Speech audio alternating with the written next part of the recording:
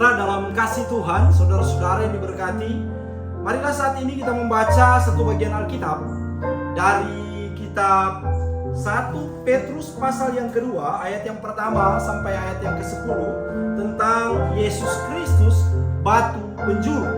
Tapi sebelumnya mari bersama berdoa.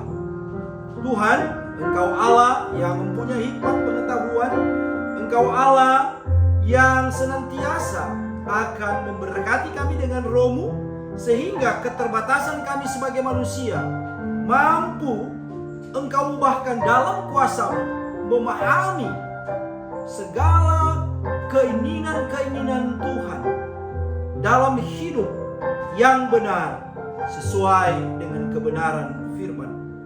Saat ini kiranya kuasa-Mu dinyatakan, kami mengerti kebenaran-Mu dan melakukannya dengan benar, supaya banyak orang dibenarkan di dalam Engkau.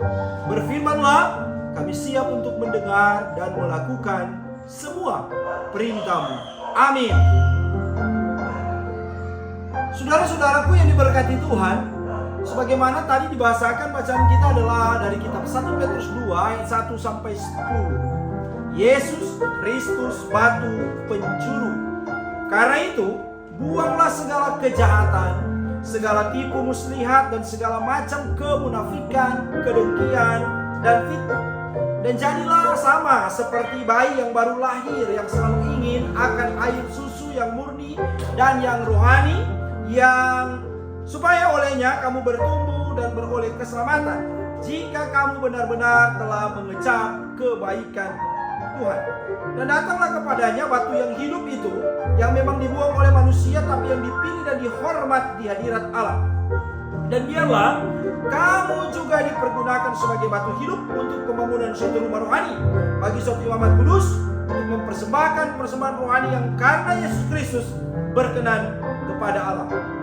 Sebab ada tertulis dalam kitab suci, sesungguhnya aku meletakkan di Sion sebuah batu yang terpilih, sebuah batu penjuru yang mahal, dan siapa yang percaya kepadanya tidak akan dipermalukan. Karena itu, bagi kamu yang percaya ia mahal, tapi bagi mereka yang tidak percaya, batu yang telah dibuang oleh tukang-tukang bangunan telah menjadi batu penjuru, juga telah menjadi batu sentuhan dan suatu batu sandungan.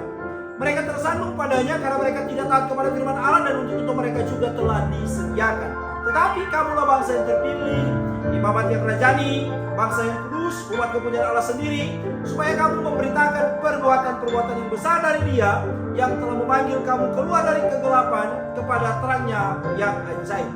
Kamu yang dahulu bukan umat Allah, tapi yang sekarang telah menjadi umatnya, yang dahulu tidak dikasihani, tetapi yang sekarang telah beroleh belas kasihan.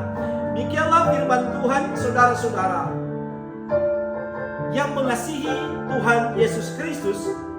Cita-cita adalah suatu harapan atau suatu kerinduan, keinginan seseorang dalam hidupnya.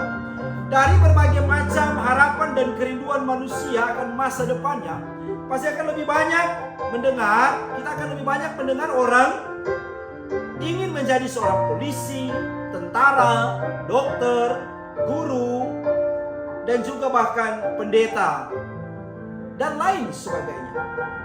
Bagaimana dengan tema khotbah kita sekarang? Jadilah batu penjuru yang hidup untuk pembangunan iman. Siapa yang ingin menjadi batu penjuru yang hidup? Saya pikir kita pasti akan berpikir 1000 kali untuk menjadi batu penjuru.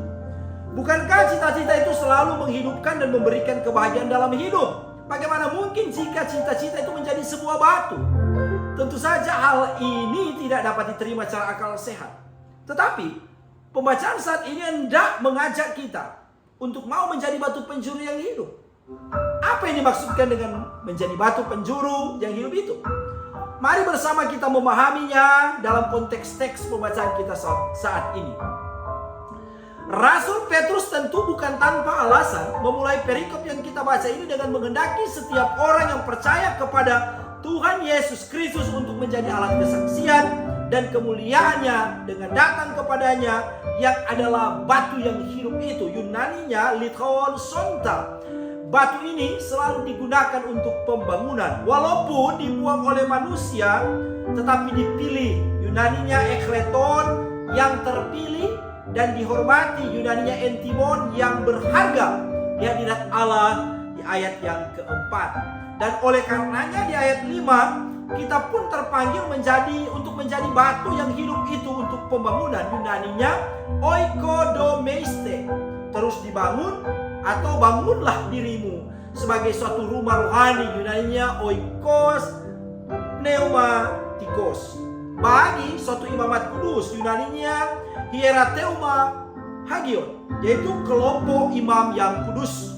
Untuk mempersembahkan, Yunaninya anenekai, menyembahkan persembahan rohani. Yunaninya tusias pneumatikos, atau korban-korban rohani yang karena Yesus Kristus berkenan, prosdektos, yang diterima baik kepada Allah.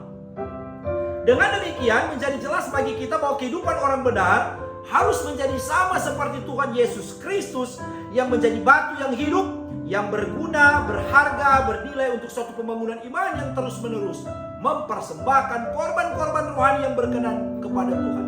Untuk itu maka penulis surat Petrus ini juga mengajak umat untuk melihat suatu nats yang dikutip dari perjanjian lama, yakni di Yesaya 24 ayat 16 dan Mazmur 118 ayat 22, yang mengatakan, sesungguhnya aku meletakkan di Sion sebuah batu yang terpilih. Yunaninya eklekton, sebuah batu penjuru yang mahal. Yunaninya entimon, yang berharga.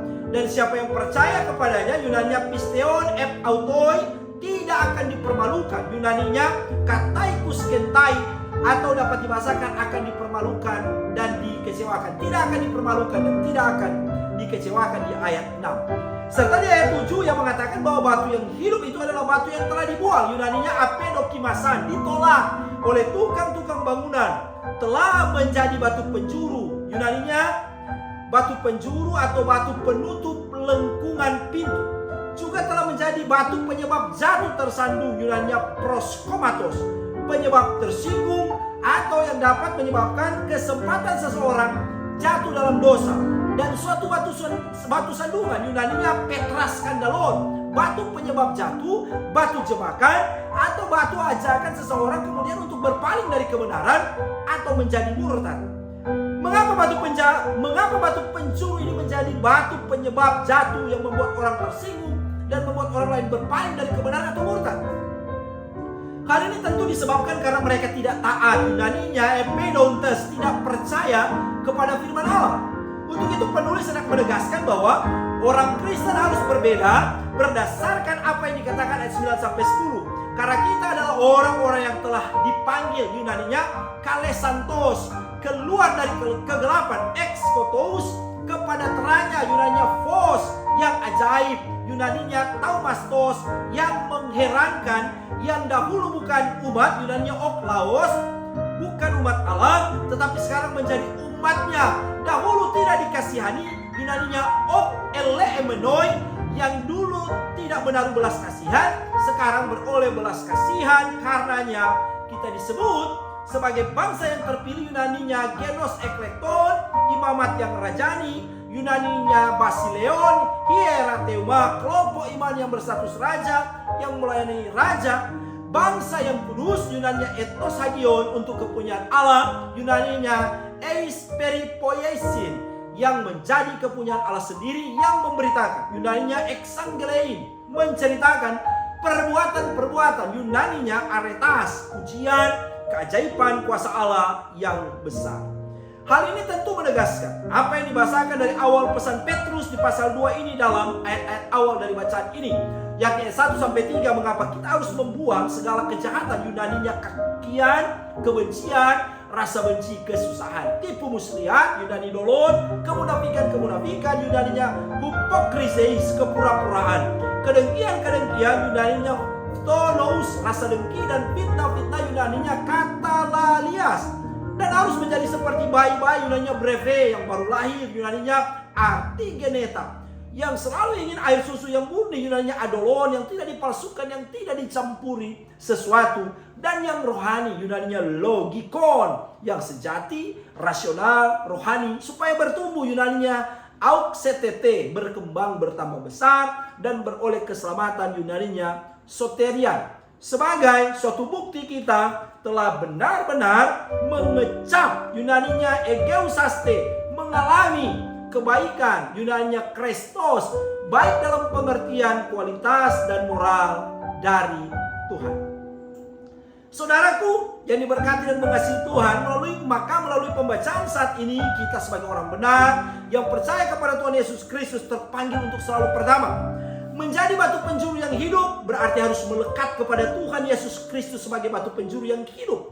Walaupun dibuang, ditolak manusia, ia tetap bernilai berharga di mata Tuhan. Hal ini adalah mengajak kita orang percaya tetap hidup dalam iman yang melekat erat kepada Tuhan Yesus Kristus.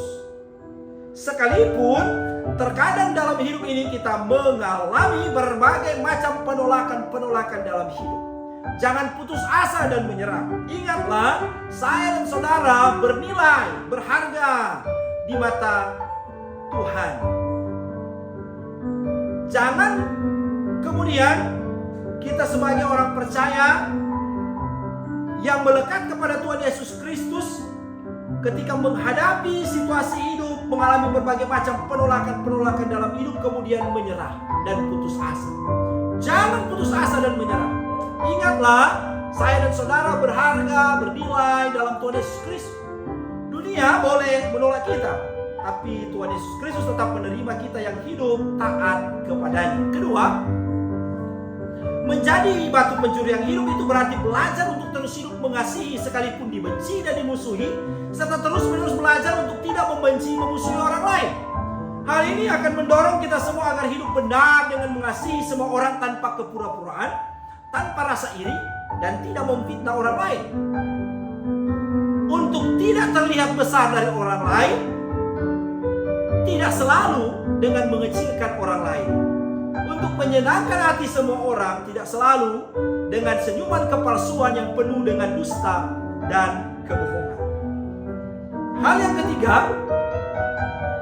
belajarlah menjadi batu penjuru yang terus mempertahankan kehidupan yang murni seperti seorang bayi yang baru lahir, menikmati susu yang murni. Hal ini hendak menegaskan bagaimana kehidupan iman kita harus bertumbuh melalui makanan-makanan rohani yang benar, tanpa dicampuri dengan hal-hal yang terkadang membuat kita ragu atas iman yang dimiliki, dengan pengajaran-pengajaran palsu yang menyesatkan. Padahal kita telah diselamatkan dengan anugerah Tuhan yang luar biasa. Sebab sekarang banyak ajaran Kristen sekalipun, tapi sudah dibelokkan bukan lagi untuk kemuliaan Tuhan, tapi kepada perorangan seorang hamba Tuhan dan bahkan juga lembaga gerejanya. Hal yang keempat, menjadi batu penjuru itu berarti menjadi batu yang bernilai, batu yang menjadi patokan, batu yang menyempurnakan suatu bangunan. Olehnya sebagai orang benar, kehidupan iman kita adalah hidup yang bernilai, hidup yang menjadi teladan bagi orang lain, dan menghadirkan sesuatu yang baik bagi semua orang. Hal yang terakhir, hal yang kelima, menjadi batu penjuru yang hidup memiliki resiko tidak disenangi, dihormati oleh mereka yang merasa tersinggung dan merasa diri mendapatkan perlakuan yang tidak pantas disebabkan kita menyatakan kesalahan dan dosa dari orang lain. Teruslah menyatakan, menceritakan firman Tuhan dengan taat dan benar, agar banyak orang juga menjadi benar dan taat di dalam Tuhan Yesus Kristus. Tuhan Yesus memberkati kita semua. Amin. Kita berdoa. Makasih Tuhan untuk firman.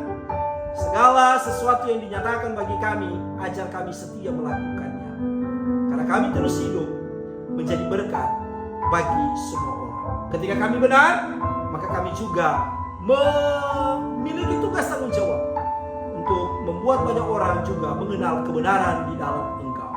Terima kasih Bapa untuk firman saat ini. Dalam nama Yesus kami berdoa. Haleluya. Amin.